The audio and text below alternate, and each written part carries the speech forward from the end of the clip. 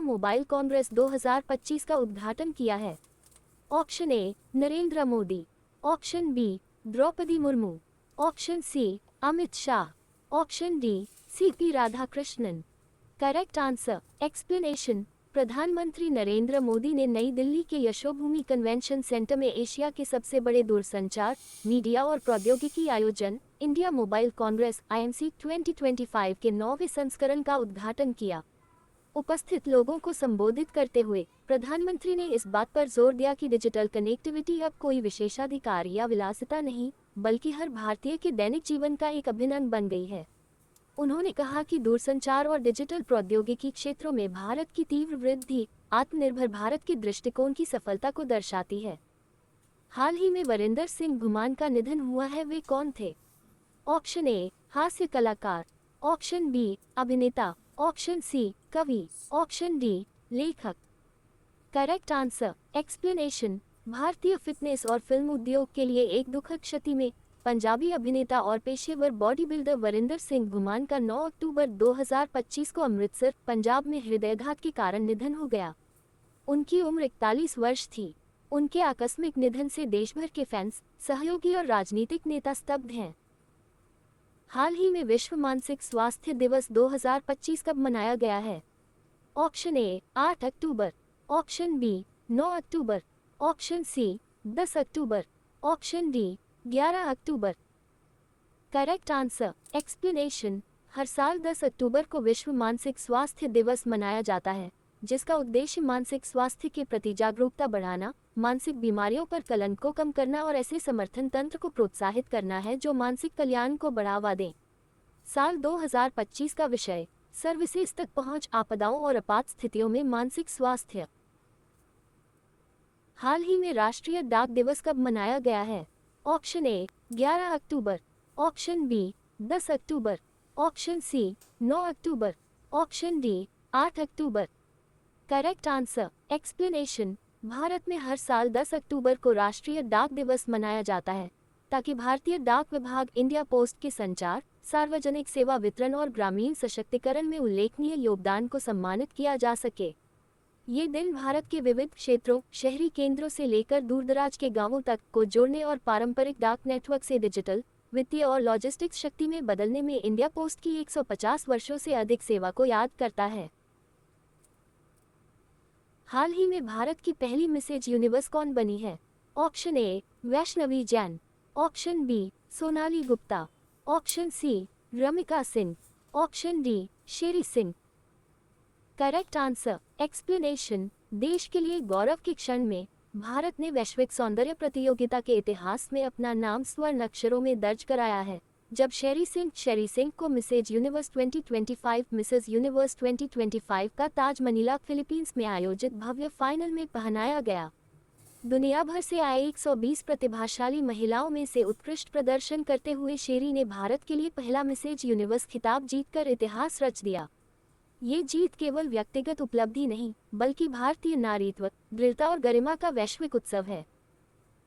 हाल ही में सभी अंतर्राष्ट्रीय प्रारूपों टेस्ट्स, ओडीआई, T20 में 50-50 मैच खेलने वाले पहले भारतीय तेज गेंदबाज कौन बने हैं? Option A Mohammed Siraj, option B Kuldeep Yadav, option C Harshit Rana, option D Jasprit Bumrah.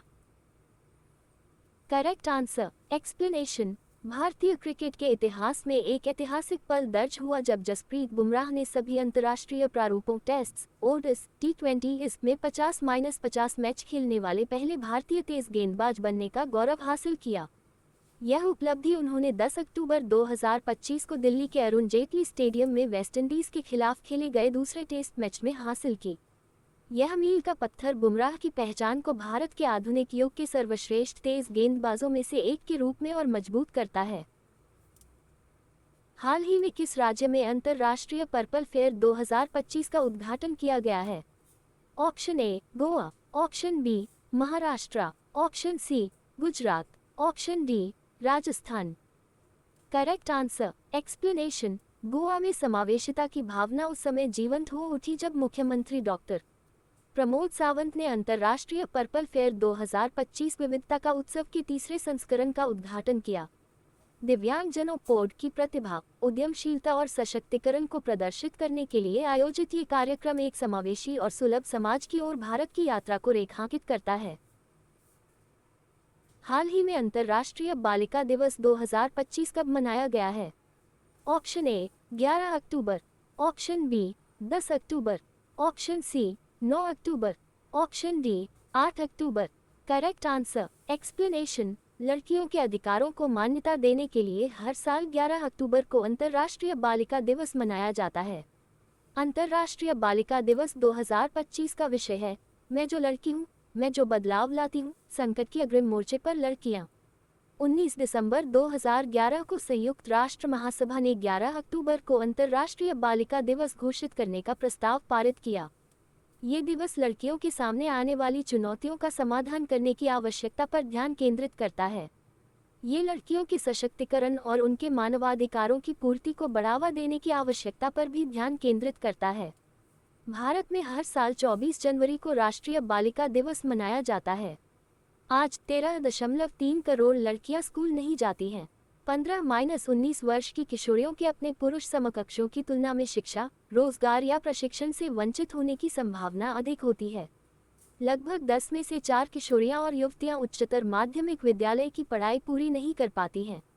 15-19 वर्ष की आयु की लगभग 4 में से 1 विवाहित या साथी वाली किशोरियों ने अपने जीवनकाल में अंतरंग साथी द्वारा हिंसा का अनुभव किया है।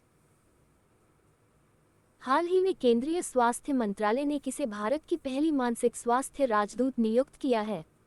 Option A Alia Bhatt, option B Deepika Padukone, option C Kiara Advani, option D Vidya बालन।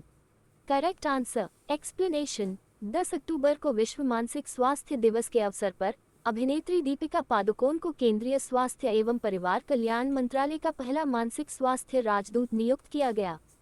ये पहल मानसिक स्वास्थ्य के बारे में राष्ट्रीय जागरूकता बढ़ाने और मनोवैज्ञानिक स्वास्थ्य पर खुले संवाद को बढ़ावा देने के लिए शुरू की गई थी। वह समान मानसिक स्वास्थ्य सेवा पहुंच के लिए अन्य रणनीतिक हस्तक्षेप बनाने में केंद्रीय स्वास्थ्य एवं परिवार कल्याण मंत्रालय के साथ भी सहयोग करेगी। ये नियुक्ति ऐसे समय में हुई है जब दीपिका पादुकोण के धर्मार्थ trust, the live love laugh foundation ने अपनी सेवा और प्रभाव के 10 वर्ष पूरे कर लिए हैं। 2015 में अभिनेत्री ने मानसिक स्वास्थ्य के मुद्दों के बारे में जागरूकता बढ़ाने के लिए the live laugh love foundation की स्थापना की थी। अवसाद के साथ उनके व्यक्तिगत अनुभव ने उन्हें भारत में मानसिक बीमारी को कलंक मुक्त करने की दिशा में काम करने के लिए प्रेरित किया। हाल ही में 2025 का नोबेल शांति पुरस्कार किसे प्रदान किया गया है? Option A Donald Trump, option B Laszlo Krasznahorkai, option C doctor Ramdas Athawale, option D Maria Corina Machado. Correct answer explanation. Venezuela की विपक्षी नेता मारिया कोरेना मचाडो ने अपने देश में लोकतांत्रिक अधिकारों को बढ़ावा देने के लिए यह पुरस्कार जीता है। उन्हें वेनेजुएला में लोकतंत्र की स्थापना के लिए उनके संघर्ष के लिए भी सम्मानित किया गया है। मचाडो को वेनेजुएला में आयरन लेडी के नाम से भी जाना जाता है। उन्हें टाइम पत्रिका की 2025 की 100 सबसे प्रभावशाली लोगों की सूची में शामिल किया गया था। वेनेजुएला में लोकतंत्र आंदोलन की नेता के रूप में वह हाल के दिनों में लैटिन अमेरिका में नागरिक साहस के सबसे असाधारण उदाहरणों में से एक हैं। नोबेल शांति पुरस्कार की कीमत 11 मिलियन स्वीडिश क्राउन या लगभग 1.2 मिलियन डॉलर है। ये 10 दिसंबर को ओस्लो में प्रदान किया जाएगा। 10 दिसंबर स्वीडिश उद्योगपति अल्फ्रेड नोबेल की पुण्यतिथि है। अल्फ्रेड नोबेल ने 1895 में अपनी वसीयत में इन पुरस्कारों की स्थापना की थी।